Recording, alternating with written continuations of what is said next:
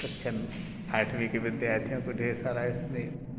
बेटा स्नेह का सही स्वरूप कब, जब हम आपको निर्मल और पवित्र बना सकें। जो निर्मल और पवित्र है वह सुखी है, कठिन काम को बहुत सरलता से कर लेता है। देखें व्याकरण कठिन है, इसलिए उसको हम पहले ही पढ़ा रहे हैं। सिलेबस की दृष्टि से यदि व्याकरण के हमारे चैप्टर हो जाएंगे तो हमारी सफलता बहुत अधिक समय के अनुसार हो सकेगी।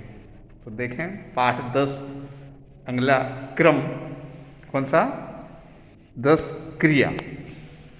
क्रिया में यहाँ पर उदाहरण देकर के पाठ प्रारंभ किया गया है। बच्चा हंसता है, मोर नाच रहा है, प्रियांशु गीत गाता है, बच्चे दौड़ रहे हैं, आकाश में पक्षी उड़ते हैं, सक्षम और सृजन पढ़ रहे हैं। ये उदाहरण है। क्रिया शब्द का अर्थ होता है करना। यहाँ कुछ ना कुछ कार्य किया जा रहा है इन उदाहरणों में, इसलिए परिभाषा भी तैयार होती है। जिस शब्द से किसी कार्य का करना या होना प्रकट होता है उसे क्रिया कहते हैं। जिस शब्द से किसी कार्य का करना या होना प्रकट होता है वो क्रिया कहलाती है। संक्षेप में क्या समझा, किसी कार्य का करना और होना वह वास्तव में क्रिया है। जिस शब्द से, जैसे उपर्युक्त वाक्यों में हंसता है, नाच रहा है, गाता है, दौड़ रहे हैं, उड़ते हैं तथा पढ़ रहे हैं से किसी कार्य के करने या होने का पता चल रहा है। अतः ये सभी क्या है, क्रियाएं हैं। जैसे हम पढ़ा रहे हैं तो पढ़ा रहे हैं शब्द से कोई कार्य का होना पता चल रहा है, करना पता चल रहा है, इसलिए क्या है, क्रियाएं।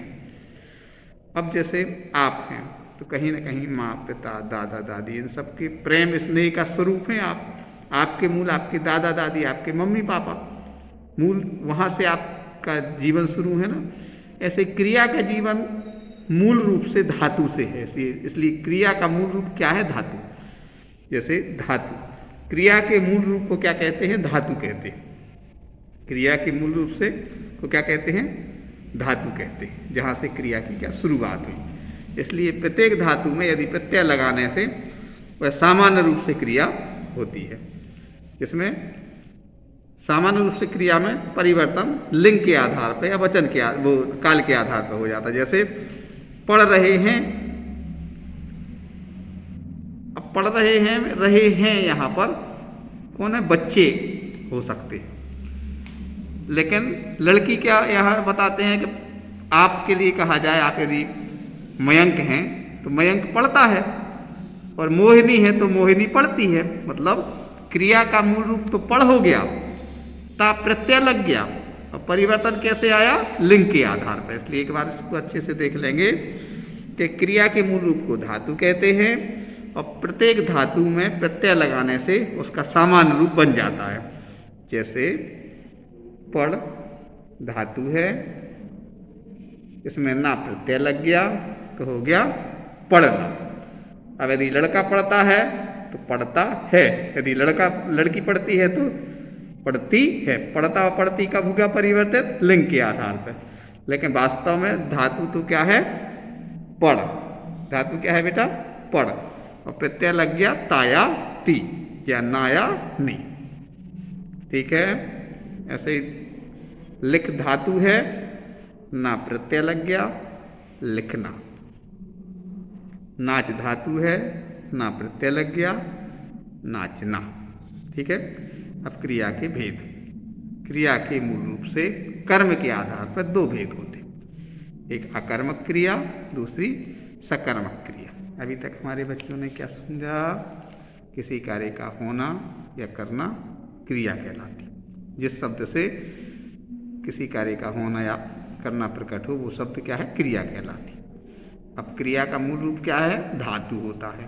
धातु जैसे पढ़ धातु है और उसमें प्रत्यय जुड़ जाता है तो सामान्य रूप से क्रिया हो जाती है, पढ़ना।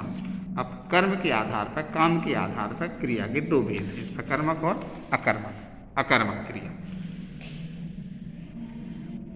देखिए बच्चा रो रहा है, कीर्ति नाच रही है। जिन क्रियाओं में कर्म नहीं होता, जिन क्रियाओं में कर्म नहीं होता उन्हें अकर्मक क्रिया कहते हैं। अकर्मक क्रिया में क्रिया का फल केवल कर्ता पर पड़ता है, जैसे रोना, हंसना, नाचना, नहाना, सोना, जागना, मरना, उगना, डरना, गिरना, बरसना, ये मतलब स्वाभाविक होती हैं। इनमें कहीं किसी स्तर पर कोई कार्य नहीं होता। तो इसको समझने के लिए एक युक्ति है, एक माध्यम है। क्या माध्यम है?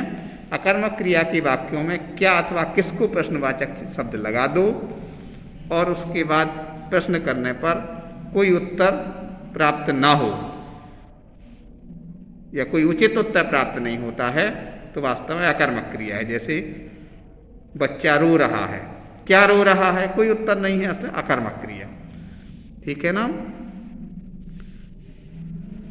कीर्ति नाच रही है, क्या नाच रही है, कोई उत्तर नहीं, मतलब अकर्मक क्रिया। अकर्मक क्रिया में क्या या किसको शब्द लगा दो और उत्तर नहीं आता है तो अकर्मक क्रिया हो जाती।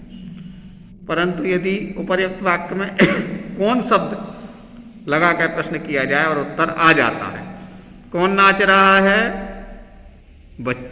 कीर्ति नाच रही है, कौन रो रहा है, बच्चा रो रहा है, मतलब कौन शब्द का उत्तर आ जाता है, क्या और किसको शब्द लगा दो तो उत्तर नहीं आता है। अकर्मक क्रिया की पहचान कैसे हो गई? जैसे कोई कहे दिन है, दिन है तो भाई प्राकृतिक प्रकाश होना चाहिए। दिन की पहचान क्या है? प्रकाश होना। प्रकाश मतलब धूप भले ना निकले लेकिन उजीला तो रहता है, भले सूर्य ग्रहण भी हो जाए तो इतना अंधेरा नहीं होता कि रात्रि हो जाए। तो दिन का परिचय किस चीज से है? प्रकाश से। ऐसे अकर्मक क्रिया का परिचय किस चीज से है? क्या या किसको प्रश्न कर दो और उत्तर नहीं आता। ठीक है ना। अब आते हैं दूसरे क्रम में सकर्मक। इसको थोड़ा सा और इन्होंने स्पष्ट किया है कि कभी कभी अकर्मक क्रिया को सकर्मक क्रिया में बदल देती है। जैसे पलना, कोई बच्चा स्वयं पल रहा है, पल रहा मतलब उसका पालन पोषण हो रहा है, खान पान हो रहा है, बढ़ रहा है। और पालना ये सकर्मक हो गया क्योंकि कोई पालता है, जैसे माँ बच्चे को पालती है। टूटना ये सामान्य बात है, पेड़ से फल टूटा सहज में। तोड़ना, बच्चे ने फल तोड़ा, तो तोड़ना सकर्मक हो गया और टूटना अकर्मक। कूदना, अब सहज में कोई कूद रहा है तो कोई बात नहीं, कूदा मतलब सोच समझ के कूदा, तो जहां कर्म किया गया वहां कूदा। हंसना, हंसी, उदाहरण भी आता है, नौकर ने कब तोड़ दिया, सकर्मक। चोर दीवार से कूद गया, सकर्मक। मुझे हंसी आ गई, सकर्मक। तो अकर्मक क्रिया थी लेकिन उसे सकर्मक बनाया जा सकता है। अब आते हैं बेटा सकर्मक क्रिया के भेद, सकर्मक क्रिया की परिभाषा। कर्म के आधार पर दो भेद, एक अकर्मक क्रिया, दूसरी सकर्मक क्रिया। अब सकर्मक क्रिया के क्या भेद देखें? जिन क्रियाओं में कर्म होता है उन्हें सकर्मक क्रिया कहते हैं। जैसे सकर्मक क्रिया का फल सीधा कर्ता पर पड़ता है। जैसे सकर्मक क्रिया की पहचान करने के लिए क्रिया से पहले क्या अथवा किसको प्रश्नवाचक शब्द लगा दो और उत्तर आ जाए, इसका अर्थ है कि वह सकर्मक क्रिया है। जैसे चित्रकार चित्र बना रहा है, शीला निबंध लिख रही है। चित्रकार क्या बना रहा है? उत्तर आ गया चित्र। और शीला क्या लिख रही है? निबंध। इन दोनों का उत्तर आ रहा है, इसका अर्थ है कि यह सकर्मक क्रिया है। अभी तक हमने चार चीजें समझी बेटा।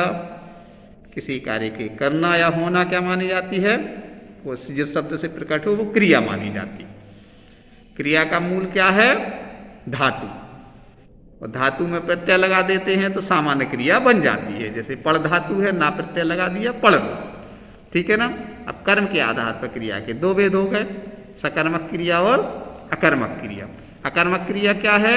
इसमें क्या और किसको शब्द लगा दो और कोई उत्तर नहीं आता है, अकर्मक क्रिया। बच्चा रो रहा है, क्या रो रहा है, कोई उत्तर नहीं आ रहा है, यह अकर्मक क्रिया होगी। और सकर्मक क्रिया क्या है? क्या और किसको उत्तर आ जाता है। जैसे शीला निबंध लिख रही है, क्या लिख रही है? निबंध लिख रही है। इतना समझ में आया बेटा। अब आते हैं सकर्मक क्रिया के भी दो भेद होते हैं, है ना। किसी चीज के पार्ट बनते जाते, जैसे आपके दादाजी दो भाई, उसके बाद आपके पापा लोग भी दो भाई, ऐसे क्रम से चलता है। ऐसे ही सकर्मक क्रिया के भी दो भेद होते हैं, एक कर्मक और द्विकर्मक। एक कर्मक क्या कहलाती?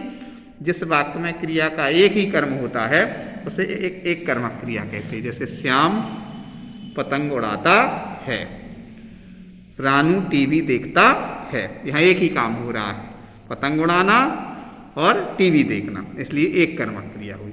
लेकिन द्विकर्मक में क्या होता बेटा? जिस वाक्य में क्रिया के दो कर्म होते हैं, दो कर्म जानते, जैसे दादी माँ ने बच्चों को कहानी सुनाई। अब बेटा इसमें दो चीजें आई, एक तो बच्चों को और दूसरा कहानी, ठीक है ना। तो मुख्य रूप से कहानी है और बच्चों को गौण रूप से, ठीक है। जैसे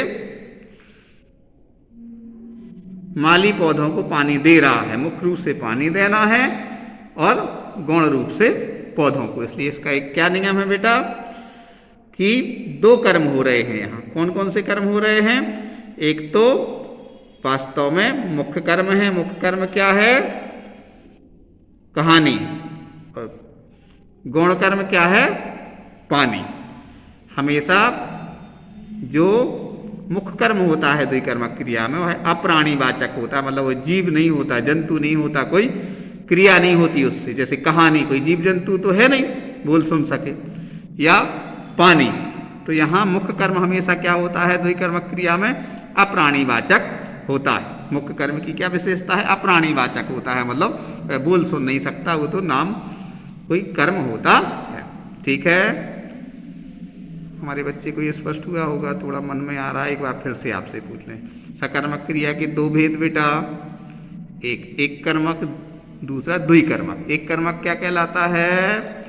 जिसमें कोई एक ही कार्य हो, रानू टीवी देखता है, एक कर्म हो गया।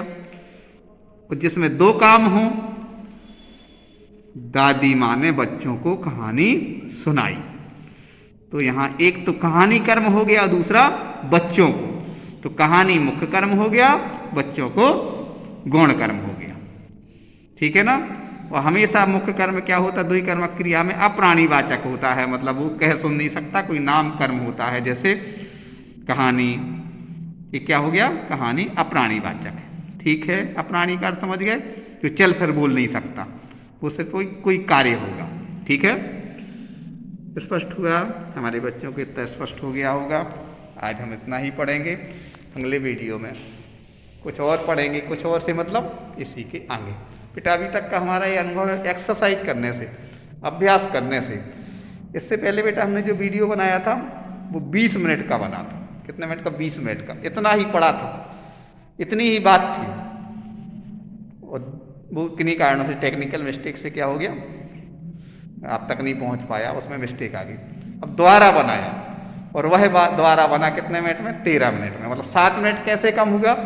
अभ्यास किया तो उसमें परिपक्वता आ गई, परिपक्वता आ गई, उसमें रस आ गया, आनंद आ गया, निचोड़ आ गया, सार आ गया। जब सार आ जाता है तो समय कम लगता है और ज़्यादा प्रभाव पड़ता है।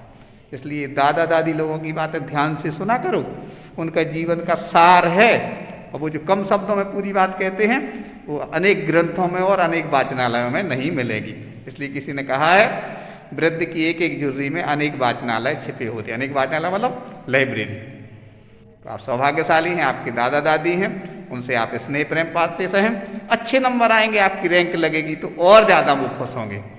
आप खुश रहें, आप सब खुश रहें। इसी भावना के साथ आपको ढेर सारा स्नेह।